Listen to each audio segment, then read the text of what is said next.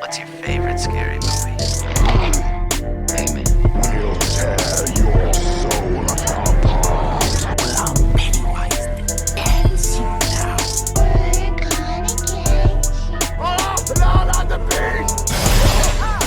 God, don't do that. But sometimes death is better. Hey everybody, what's up? KillJoy Jake here, and instead of having friends, I have horror movies. Today we're talking about Insidious 5 again because we finally have an update. It's been 2 years, baby, but we got an update today. I am so excited to get into this, but first I'm going to need you all to like this video and subscribe for more horror content. Alrighty, now let's get into this big ol' Insidious 5 update. So between a few things, the Dread Central article that I kind of did my whole video on, just kind of talking about like everything we know so far about Insidious 5, why have we not gotten an update, have they started filming, we don't really know. Until now, finally. A faux Insidious 5 trailer comes out around the same time that I posted my video, that this Dread Central article came out asking like what is going on with Insidious 5.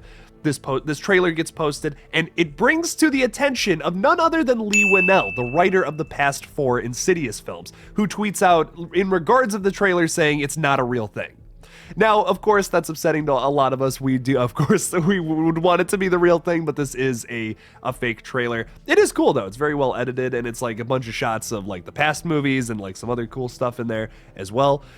Kudos to the person who made that, but of course they titled it Official Trailer, which Patrick Wilson comments on, which is a little weird. And he says, "Thanks, Lee. Always funny to see official trailer and then show scenes of me from different movies." Yeah, no, that is a very clear indicator that it's a little clickbaity with the title, not gonna lie. But Patrick Wilson goes on to say this, which kind of gives us an update on the film in this tweet. He says, "Glad to see all the passion and fan support. We'll have a trailer after we have a film, which we are starting soon." So, good news and bad news. We did get an update on the film. The bad news is they haven't even started it. So, look, I'll take it, because at least we know what's going on with the film at this point. We know that, yeah, they haven't really started it, but it's on the back burner. You know, it's happening. It's gonna happen soon, and they're working on it, I guess, is the point that I'm trying to get to. That's awesome. We have something. We have something to go off of now. The thing we have to go off of, though, is that we're probably not gonna get it in 2022, which, yeah, notably is upsetting. I was kind of expecting this movie this year. I thought, honestly, the filming might have been in the bag. Maybe they were editing it in post-production. No, they have not even started it. They have not started filming. Kind of sucks, especially because they announced this thing in 2020, and it's the beginning of 2022. We still haven't even started filming it. Do we have a script? I'm assuming maybe not. I don't. It seems like we don't know. It kind of leaves us in the dark a little bit with that, but the good news is we have an update. Patrick Wilson, the director of this film, who is also Josh Lambert from the first 2 movies, reprising his role in this film, as well as Ty Simpkins, who is Dalton in the first 2 movies as well, will be coming back for this film. Very excited about that. That's the only thing we have confirmed. If you want to watch that little video I did kind of talking about everything we know so far at this point, I'm sure the little card will pop up here in just a second. When they're going to be starting this, he says soon. So if they, let's say theoretically, the next week, they just start to get this thing going. They get the filming process going. We have a little more news on like what's going on. We probably won't see the film until like spring 2023 at the earliest, I would say, if this production isn't rushed. There have been a lot of Blumhouse films that I feel have been rushed lately. You can feel like, I know of one at least. Black Christmas 2019 was very, very rushed. They only had 9 months from the beginning of the production to the release of the film, which is like, that is not enough time to make a 90-minute movie. It's just not. And that's why that film suffered from it, unfortunately. In this case, I would rather them, instead of rushing, I just want them to make another good Insidious film. I will wait. I will wait if it means making a good movie. I don't care if it takes longer. I don't want them to just rush out another Insidious film for money. I want them to make another good movie. So far, I have really enjoyed every film. The second one is kind of my least favorite, but even the fourth one, which I know is a little wonky with the plot, it's all over the place at certain points, I still really enjoy that film. It's still very scary, has a lot of great moments to it. I think it's really cool to see Elise's backstory. It's kind of like her origin story is that fourth film, and a little bit of the third film as well, but especially in the fourth movie. I've come to really like that film, even though I know a lot of people, especially like hardcore Insidious fans, that's probably like their least favorite, which is understandable, but it's the most successful of the franchise. It made the most gross money out of like any of these films, which is crazy to think about. Especially just because the quality is not just quite there with that film. I think the first and the third ones are solid, but like 2 and 4 both have their problems respectively. But I do like all the films. I could rewatch all of them, honestly. I think all of them are very fun, and I'm very excited for part 5.